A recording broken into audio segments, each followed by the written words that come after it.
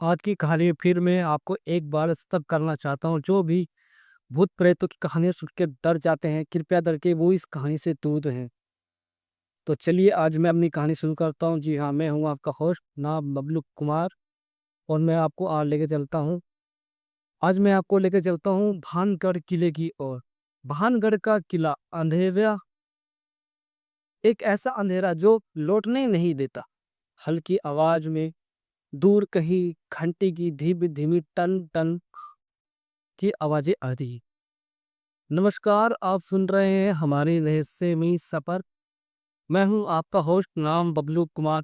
तो चलिए आज हम चलते हैं राजस्थान की अरावली की पहाड़ियों के बीच, एक ऐसी जगह जहां सूरज ढलते ही सन्नाटा राज करता है। इतने बड़े किले में आज भी रात के समय लोग जाने से डरते हैं। हम बात कर रहे हैं भानगढ़ किले की। कल्पना कीजिए, आप अलवर की सड़क पर हैं। शाम के 4:30 बजे। आसमान हल्का सुनहरा हो चुका है। सामने एक बोर्ड आता है, उस पर लिखा हुआ है भानगढ़ का पुश्तैनी किला। और साथ ही इसके नीचे लिखा हुआ है एक स्पष्ट और साफ भाषा में, सूर्योदय के बाद प्रवेश वर्जित है। अब सवाल ये है, अगर ये सिर्फ एक पुराना किला है तो रात में जाना मना क्यों है?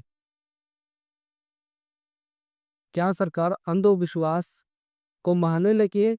ये सरकार को विश्वास है कि अंधविश्वास जैसा कोई चीज होता है, या कोई और वजह है? यहाँ पर एक बसा हुआ नगर हुआ करता था जिसकी चर्चा दूर दूर तक भारतवर्ष में होती रहती थी। एक बसा हुआ शहर। कभी भानगढ़ सिर्फ किला नहीं था, यह पूरा नगर था। बाजारों में मसालों की खुशबू, मंदिरों में शंखनाद, हवेली में दिए और गलियों में बच्चों की हंसी। इतिहासकार बताते हैं कि इसको बसाया था अमेर के शासक मधु सिंह ने। यह रणनीतिक स्थान था, पहाड़ियों से घिरा, सुरक्षित और समृद्धि। ले, लेकिन हर अच्छी जगह को किसी न किसी चीज की बुरी नजर लग ही जाती है। आज भानगढ़ किले में वो प्रेम की जुनून बन गया। लोक कथा कहती है, एक तांत्रिक था, नाम था सिंधिया। उसने राजकुमारी रत्नावली को देखा और उसी संदेह उसको प्यार करने लगा। और कहानी के अनुसार उसने जादू से एक इत्र की शीशी पर मंत्र फूका। योजना यह थी कि जैसे ही राजकुमारी वह इत्र लगाएगी, वह उसके वश में आ जाएगी। लेकिन रत्नावली समझदार थी। उन्होंने मांत्रिक इत्र को पत्थर पर फेंक दिया और फिर वह पत्थर खुद घूमकर उसी तांत्रिक की ओर लुढ़कता हुआ चला गया। पहाड़ी के ऊपर से पत्थर लुढ़कते हुए सीधा जाकर तांत्रिक के ऊपर गिरा और वह मर गया। लेकिन मरते से पहले उसने भानगढ़ को श्राप दिया, भानगढ़ बचेगा नहीं। वहां पे जितने भी लोग थे सब चुप हो गए थे और ये सुन रहे थे। लेकिन सच में एक श्राप पूरा नगर उजाड़ सकता है? यह सिर्फ एक कहानी है और काल्पनिक है। असली इतिहासकार का मानना है कि इतिहासकारों का मानना है कि भानगढ़ का पतन किसी जादू से नहीं हुआ। कुछ दस्तावेज बताते हैं कि युद्ध हुआ, कुछ कहते हैं कि पानी की कमी हो गई, कुछ मानते हैं कि राजनीतिक अस्थिरता के कारण लोग शहर छोड़कर चले गए। लेकिन इतिहासकार कभी कभी खाली स्थान छोड़ देते हैं और वही खाली स्थान कहानियां बन जाती हैं। जैसे कि अगर वो लोग गए तो गए कहाँ, और साथ ही अगर ये बात सच है कि लोग वहां से खुद चले गए थे, तो आज के समय में भी उस जगह पर जाने के लिए सरकार ने रोक क्यों लगाया है? मेरा अनुभव, मैं वहां एक शाम पहुंचा, सूरज ढलने ही वाला था। लोग बाहर निकल रहे थे उस किले के अंदर से। गार्ड सिटी बजा रहा था, बाहर निकलो, 6 बजने वाले हैं, रात के समय यहाँ कोई ना रुके। लेकिन मैं कुछ देर रुक गया, छुप के सोचने लगा कि देखते हैं आज यहाँ पे क्या होता है।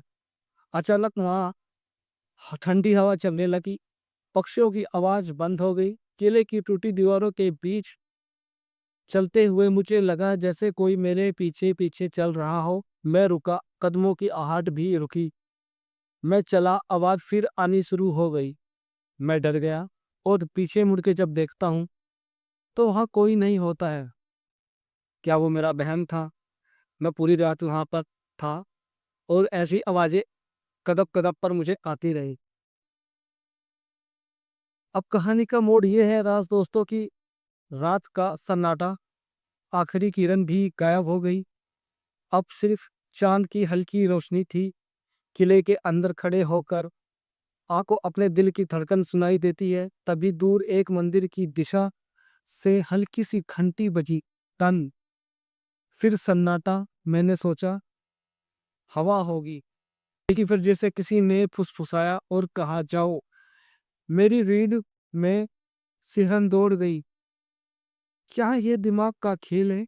मनोविज्ञान कहते हैं जब इंसान किसी जगह को भूतिया मान लेता है तो आपका दिमाग साधारण आवाजों को भी डरावना बना देता है। हवा की ससराहट, घंटी की हल्की कंपन, टूटी दीवारों की गूंज, सब कुछ डर में बदल गया। लेकिन जो लोग कहते हैं कि उन्होंने परछाई देखी, क्या वे सच में देखी है? और जिस चीज को मैंने खुद देखा था वो क्या सच में था या सिर्फ मेरा वहम था? दोस्तों, हमारे दिमाग में एक ऐसा रसायन होता है, जिस चीज को हम सच मानने लगते हैं वही हमको दिखाई देता है।